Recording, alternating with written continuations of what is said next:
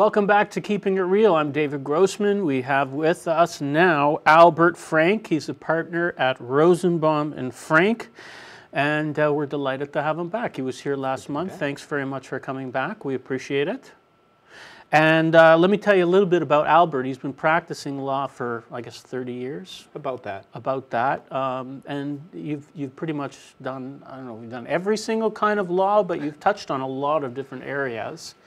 So you've done litigation. Yeah, a lot of litigation. Okay, a lot of real estate. Real estate mostly on the litigation side, though my firm also handles transactions. Okay, gotcha. And you've done corporate? Definitely done some corporate.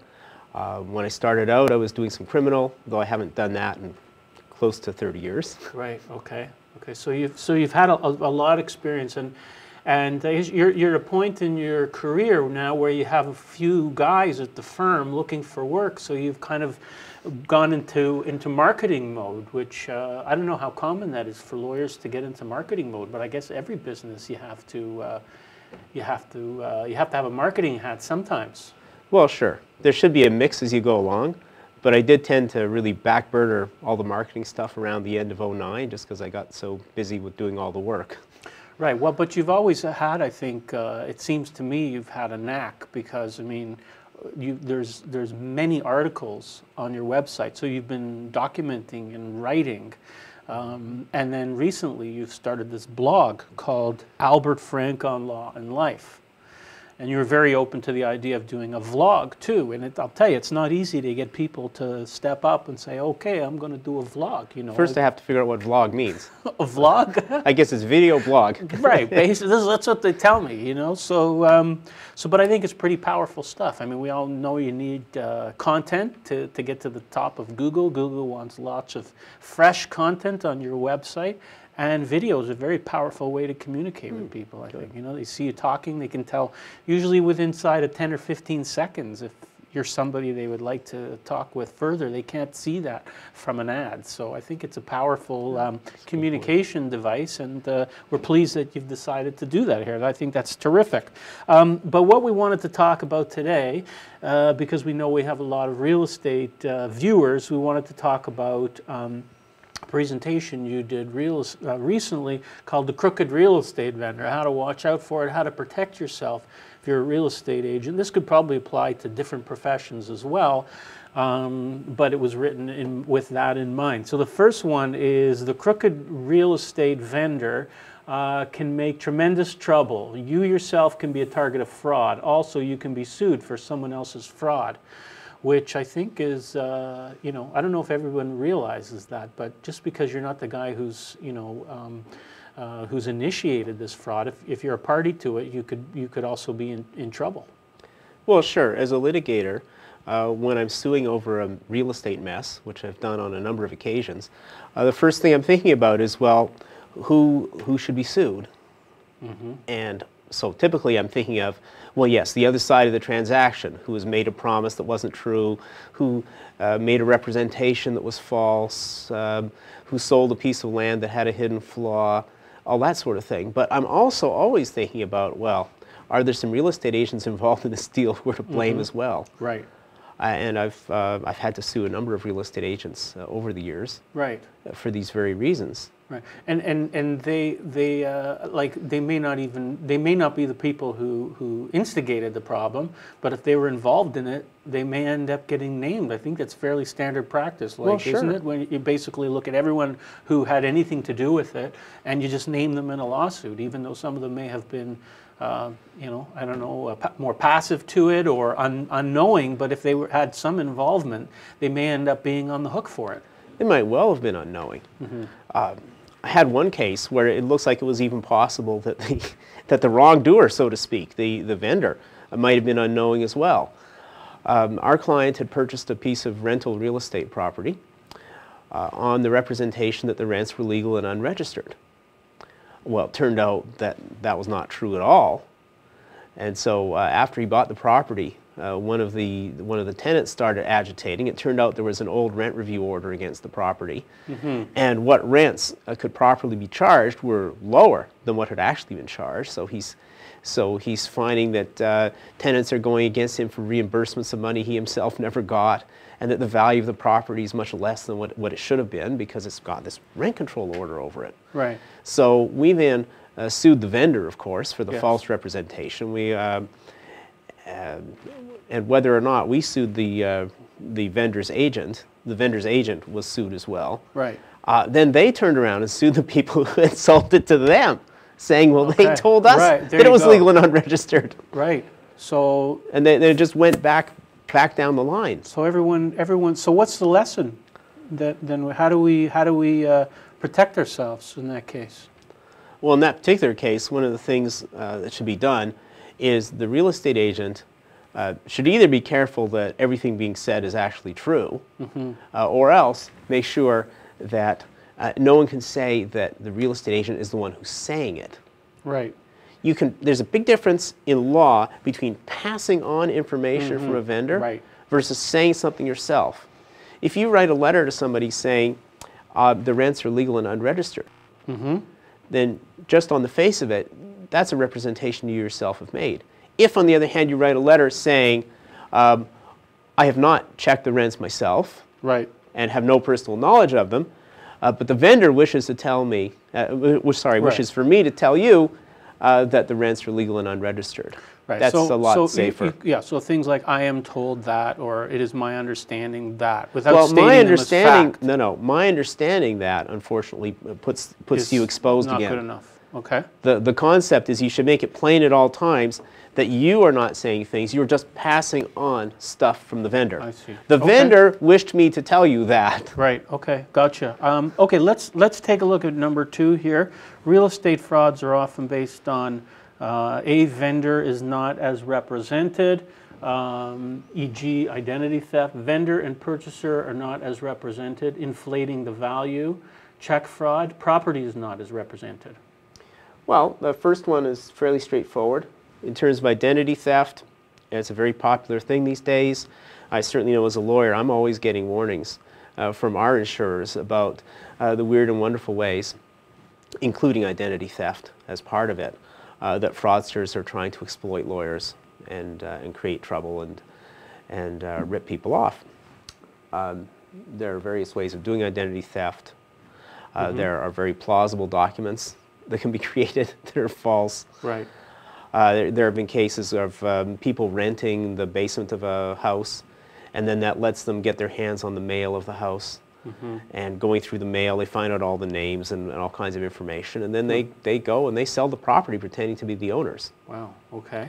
And the same thing can be done in terms of mortgaging the property, pretending to be the owners. Wow. Okay.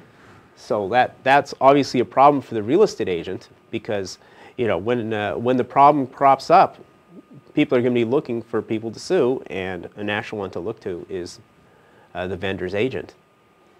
Okay. And inflating value, check fraud.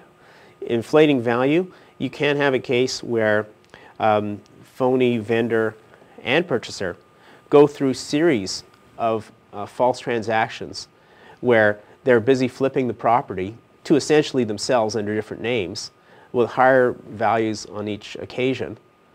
And then, using the inflated value, they would try to get a mortgage or sell to some innocent real buyer. And then they'd say, well, look at the history on this property. It's been going up great. Right. You've said before what to for as far as confirming identifying a person. Having a little trouble speaking. Not to rely on your own good judge of character. There are certain things that you need to do to properly check. Well, some of these people, I mean, some fraudsters are very bad at it. And if you've got the slightest sense of self-preservation, you can spot them a mile away. But a lot of them are very slick. And a normal human being will not spot them as having anything wrong with them at all. Okay. So don't rely on your judge of character. Rely on standard precautions as to identifying who it is that you're doing business with. Right. Get ID. Ideally, it would be very good to have at least 2 pieces of government-issued photo ID. Right. And you might say, well, but how does that protect me? I mean, a really good fraudster could forge all that. Maybe, maybe, but only maybe. Mm-hmm. And also, let's suppose it is a forgery. Still, in terms of protecting the agent, Yeah. having demanded the ID, got the ID, and got a really good forgery, Right. he's way better protected, or she's way better protected, than if the ID had not been requested. There was a case involving a lawyer that turned on that very point, where the lawyer did not get ID. Mm-hmm. The lawyer had been doing business with a certain businessman for years. The fellow brings his wife in and says, "This is my wife, we want to sell our house or mortgage our house," whatever it was. And fine. The lawyer has no reason for suspicion. He does the transaction. Then later, the real wife shows up. And she's not happy that the lawyer has facilitated a fraud involving her husband and her husband's mistress. Right. Right. The lawyer said, "Well, what could I have done? I mean, I had no reason to suspect anything. What could I have done?" The court said, "You could have checked ID." Yeah. And he didn't? And he didn't. Right. So you And he said, "Well, but they could have forged it." The court said, maybe they would have forged it, maybe they wouldn't. Right. But it was a precaution. You could have taken it. You didn't Should have take it. taken. Now you get it in the neck. Wow. Right. So that's something we should always do. I know, like as a mortgage broker, I'm sure real estate agents too, get the people's ID. So if at least you can say you've done those things. You can say you've done it, and you're better protected if anybody ever comes against you. And property is not as represented. Property is not as represented. Things like, well, the legal aspect of the property, are the rents legal and unregistered? Mm-hmm. Is the zoning as represented? Things like that. But also there can be physical problems. I spent a few years litigating for some people in Ottawa where they had bought a condominium unit. Everything seemed fine. A few months after they bought, it turned out that there were noise and vibration problems at this property. Mm-hmm. There was a massive chiller unit that provided the cooling for an entire condo tower. Right. And it was built in such a way that it was smack against the exterior wall that connected to their unit. Right. So when the weather warmed up, they had bought in cold weather. Yeah. When the weather warmed up and that chiller unit started going, they would have noise and vibration irregularly day and night. Right. And it was driving them mad. And this is something that was never told to them. Was never told, and their inspector didn't find it. Mm-hmm. Which is normal. I mean, Well, yeah, because they typically look at the interior of a property, and they had no reason to suspect this problem. Right. And so then we were suing, saying, well, this is a latent defect. This is something that a normal inspection could not have discovered. And we were saying that it was very wrong, that no one had told us. Right. So it should have been disclosed. It should have been disclosed. Okay. So it's a way in which the property was not as it should have been. What do we mean by trust but verify? Trust but verify. The late President Reagan was very fond of a Russian expression, which he used when talking with Russians, in fact, and that was trust but verify.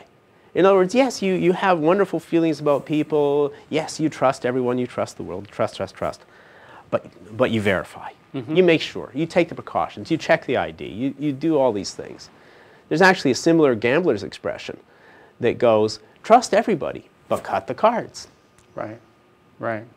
Makes sense. Good idea. Vendor, who are you really dealing with? Well, this we've already obviously touched on. Who are you dealing with? I mean, the fellow says he's John Smith. Is he really? So you get the ID, you take his precautions. I've harped on ID. There's also going to Canada 411 to do a reverse check on any phone numbers that you're given.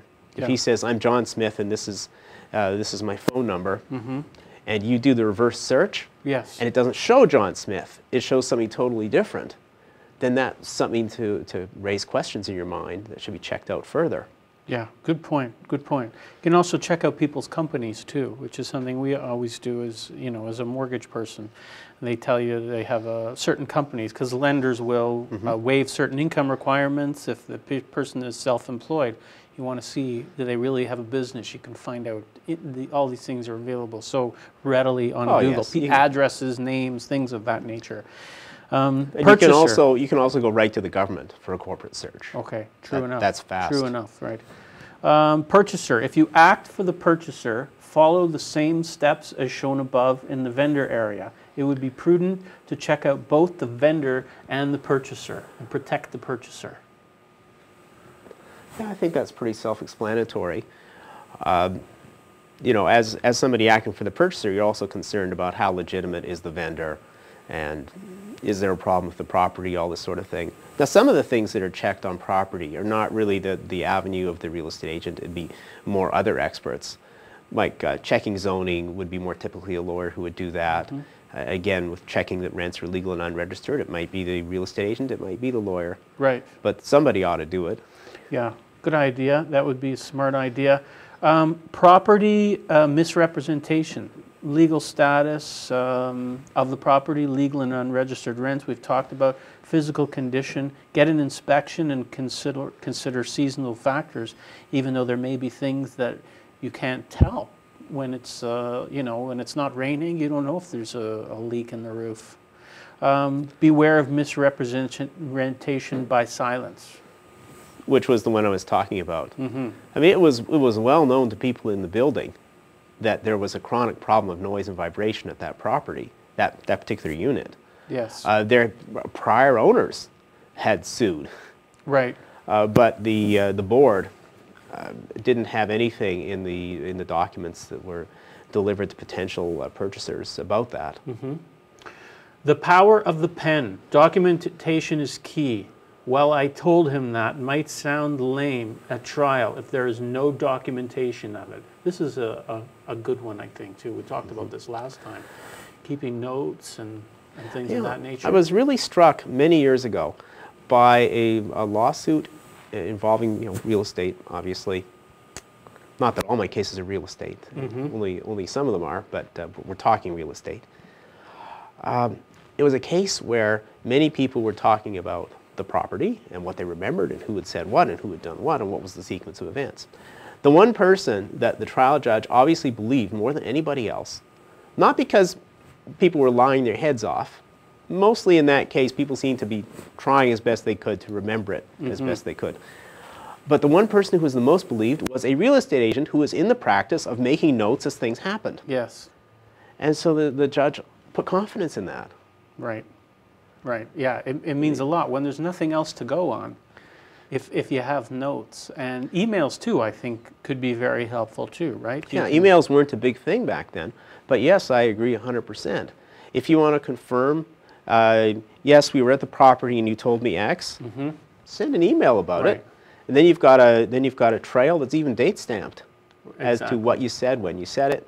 Yeah. In terms of a system for physical notes, though, obviously physical notes made at the time of the events, or as close to them as possible, is way more trusted than just pure memory. Memory plus notes is better than memory alone. Yeah.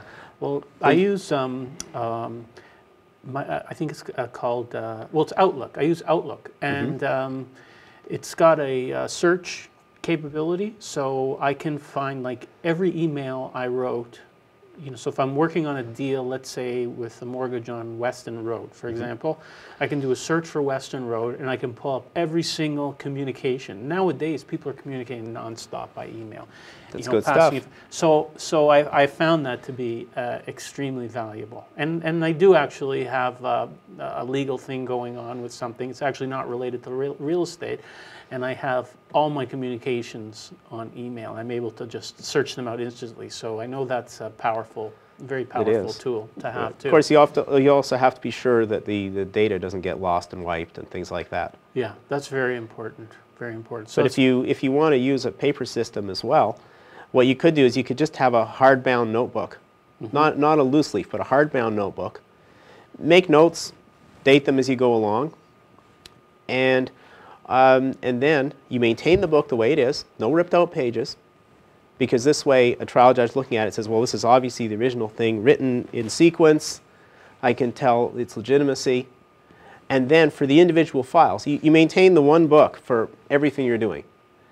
And then, once a day, once a week, whatever, you photocopy the pages that relate to a particular file and put the photocopy in the file and just keep using the book. Right, or at a minimum, if you keep those notebooks, just stack them up on the shelf somewhere. When you're done with them, don't throw them out, because you never know when you might need to go back into your notebook and find something very important. So you could look at the file, and it would say, oh, I've got notes of these various dates, and then you go to the book, and you flip to those dates, and you can show them.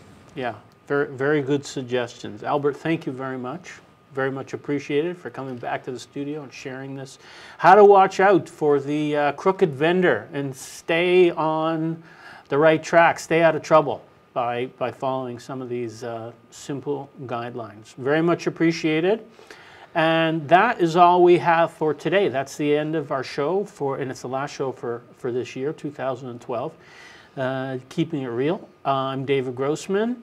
Happy holidays to you, and we will see you in 2013. Bye for now.